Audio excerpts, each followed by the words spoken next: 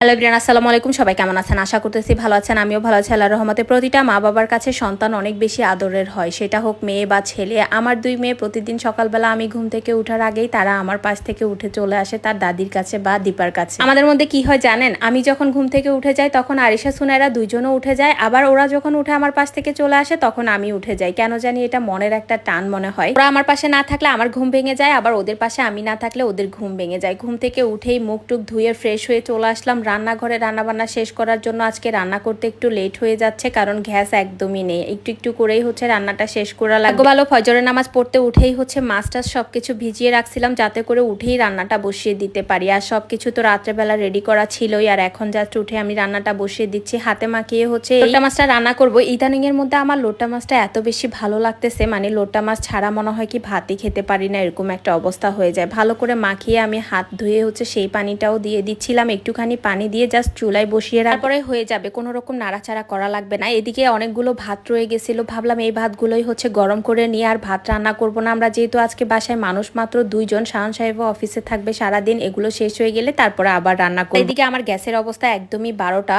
একটা চুলা জ্বালানোর পর দেখি আরেকটা চুলা আর জ্বলতেই আসে না, তাই কারেন্টের চুলাটা নিয়ে আসলাম হচ্ছে সামনের রুমে। এখানে হচ্ছে রান্নাটা বসিয়ে দিব। আমার রান্নাঘরে কোনো রকম সুবিধা মতো ভাবে হচ্ছে প্লাগ পাচ্ছিলাম না, তাই ভাবলাম এখানেই রান্নাটা বসিয়ে দিই। ফ্যানের নিচে বসে বসে রান্নাটা শেষ করে ফেলবো। আগে হচ্ছে হাতে মাখিয়ে রাখা লোটা মাছটাই বসিয়ে দিলাম যাতে করে আর নাড়াচাড়া ঝামেলা না থাকে। তো এই তো এখন হচ্ছে আমি চিচিন্দাটা কেটে নিচ্ছিলাম। শুধু একটা মাছ দিয়ে তো চলবে না, দুপুরে রাত্রে সকালে 3 বেলার খাবারের জন্য একটা আইটেম দিয়ে আসলে হয়ে ওঠে না।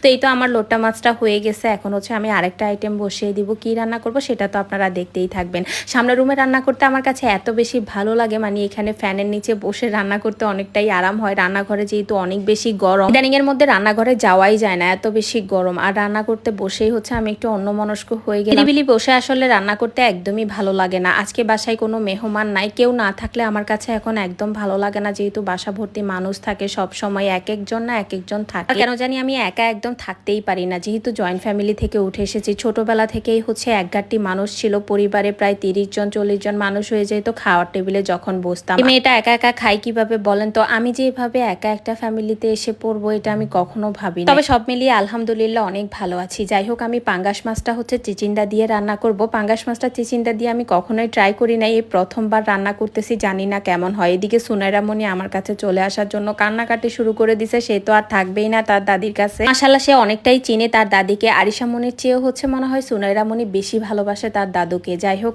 দাদিকে বাবাকে ওদেরকে দেখলে সে এত খুশি হয়। এখন তো মাশাআল্লাহ বাবা বাবা করে ডাকতেও শিখে গেছে।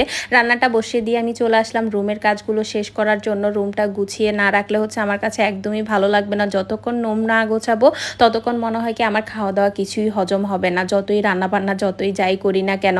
যাই হোক, যেহেতু রান্নাটা বসিয়ে দিয়ে আসলাম, ভাবলাম যে গ্যাস চলে যাবে, তাড়াতাড়ি গিয়ে আমি রান্নাটা আগে করে ফেলবো, কিন্তু সেটা আর হলো না। আমার সেই লেটই হয়ে গেল। অনেক ভোরে ভোরে উঠে রান্না করতে পারতাম, কিন্তু এখন একদম পারিই না। যাদের ছোট বাবু আছে তারা হয়তো এই কষ্টটা বুঝতে পারবেন। সুনাইরা মনি রাত্রেবেলা একটু ঘুমাতে চায় না, তারা একটু পরপর উঠেই হচ্ছে ফিটারটা মুখে দিতে হয়, না হলে হচ্ছে সে কান্নাকাটি শুরু করে দেয়। খায় না আর কিছুই, কিন্তু রাতে 100 বার উঠবেই, এটা একটা তার স্বভাব হয়ে গেছে। জানি না, তার সাথে সাথে তো আমাকেও উঠতে হয়।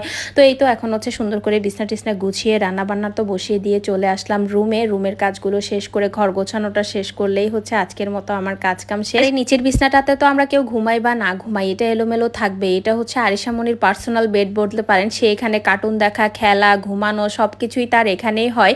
যাই হোক, আমি হচ্ছে সুন্দর করে বিছানাটাও গুছিয়ে দিচ্ছিলাম। দুইটা বিছনা একসাথে গোছানো থাকলেই ভালো লাগে, এলোমেলো থাকতে একদমই ভালো লাগে না। তারপরও মাশাআল্লাহ আমার মেয়েগুলো অনেক গোছানো হয়েছে আমার মতো। তারা অনেক কম এলোমেলো করে, মানে গোছানো জিনিস তারা খুব কম ধরা পছন্দ করে, আমি এটা খেয়াল করেছি। যাই হোক, আমি হচ্ছে সামনের রুমের সোফাটাও একটু গুছিয়ে রাখতেছি। এদিকে আমার রান্না বান্নাও শেষ। এখন সুন্দর করে সবকিছু গুছিয়ে ফেললে আমার কাজ শেষ। বাসায় থাকলে বাসাটা একটু গরম থাকে, কিন্তু সে বাসায় না থাকলে বাসাটা একদম ঠান্ডা হয়ে যায়, নিরিবিলি। সে তো একবার এটা দাও ওইটা দাও করে চিল্লাচিল্লি করে, এই কারণে হচ্ছে মনে হয় বাসাটা একটু গরম থাকে।